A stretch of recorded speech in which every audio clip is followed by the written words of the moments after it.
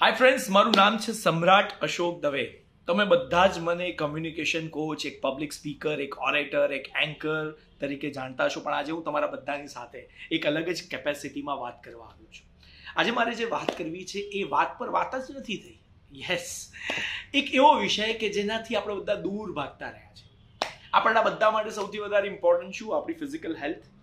આપણે તંદુરસ્ત રહીએ, આપણને કોવિડ ના થાય, આપણે બધી રીતે એકદમ હેલ્ધી રહીએ. પણ વોટ અબાઉટ મેન્ટલ હેલ્થ? આના વિશે આપણે બહુ વિચારતા નથી, આને બહુ ગણકાર્યું પણ નથી. ક્યારેક આપણને ડર લાગે, ક્યારેક આપણને મજા ના આવે તો આપણે સમજી લઈએ કે મૂડ નથી. પણ એ મૂડ કેમ નથી? કદાચ એનું કારણ ડિપ્રેશન તો નથી, કદાચ એનું કારણ કંઈક એવી સમસ્યા તો નથી કે જેના વિશે આપણે વાત કરતા ડરીએ છીએ. તો યસ, મોટા ભાગના આપણા જેવા લોકો એ સમસ્યાથી દૂર ભાગતા હોય છે. પણ દીપિકા પાદુકોણ જેવા સેલિબ્રિટી આપણી આંખ ખોલી. એણે આપણને સમજાવ્યું કે depression can happen to any person, to the most successful person. Yes, Deepika Padukone આપણને બધાને તો એક બ્રેવરી દેખાડી કે પોતે ડિપ્રેશનમાંથી પસાર થઈ રહી છે. એણે સોસાયટીને કીધું, અને કહેવાને કારણે ઘણા લોકોની આંખ ઉઘડી કે આના વિશે વાત કરી શકાય. પણ એણે બહુ ઇન્ટરેસ્ટિંગ વાત કરી. એણે વાત એવી કરી કે ડિપ્રેશન એને ત્યારે થયું જ્યારે એ પોતાની કરિયરના બેસ્ટ સમયમાંથી પસાર થઈ રહી હતી. એ પોતાની પર્સનલ લાઈફમાં પણ સ્ટેબલ હતી. એને એક બોયફ્રેન્ડ હતો, એની પાસે પૈસા હતા, એની પાસે બધું હતું. Yet she felt the pain of depression. No, that is very interesting. આપણને બધાને એમ થાય છે કે નેગેટિવિટી હોય, ડલનેસ હોય ત્યારે જ આપણને ડિપ્રેશન થઈ શકે. પણ એ સાચું નથી.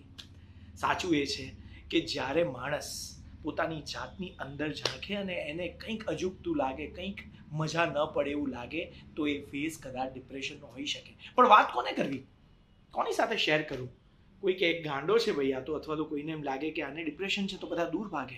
ત્યારે એક એવા પ્લેટફોર્મની જરૂર પડી, ત્યારે એક એવા સમુદાયની જરૂર પડી, ત્યારે એક એવી કમ્યુનિટીની જરૂર પડી જે આપણને બધાને પોઝિટિવ બનાવી શકે. મેન્ટલ વેલનેસ, એક સરસ મજાની વાત, એક સરસ પોઝિટિવ વાત લઈને એક એવું પ્લેટફોર્મ આવી રહ્યું છે આપ સૌની સાથે, જેને આવનારા 10 વર્ષમાં, 20 વર્ષમાં આપણે સૌ એક સેલ્યુટની રીતે જોઈશું. કારણ કે ત્યાં સુધીમાં એણે કેટલાય લોકોને મેન્ટલી પોઝિટિવ બનાવવાનું કામ કર્યું છે. યસ, નામ છે માઇન્ડ્રો.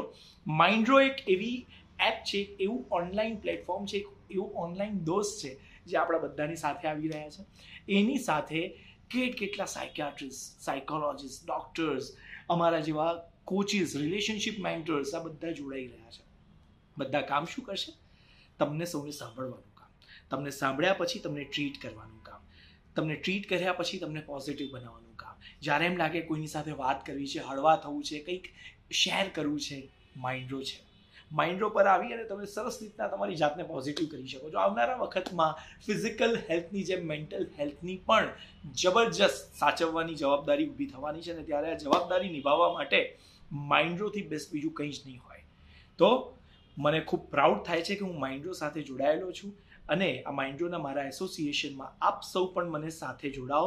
મારા જેવા લોકોને માઇન્ડ્રો પર તમે મળી શકો, સંવાદ કરી શકો અને પોતાની જાતને પોઝિટિવ બનાવી શકો. એ માટે માઇન્ડ્રો ઇઝ ધ બેસ્ટ એપ. તમે બધા જ આ શબ્દને, માઇન્ડ્રોને ધ્યાનમાં રાખજો, સમજી લેજો અને એને જાણી લેજો. કારણ કે તમારા દોસ્ત તરીકે અમે ખૂબ ઝડપથી તમારી સાથે આવી રહ્યા છીએ. Thank you so much. અને બહુ જ આશા કરું છું કે આપ સૌ આ માઇન્ડ્રો એપ અને અમારી સાથે જોડાઈ અને આપણી આ જર્નીને વધારે સક્સેસફુલ બનાવો. Thank you so much.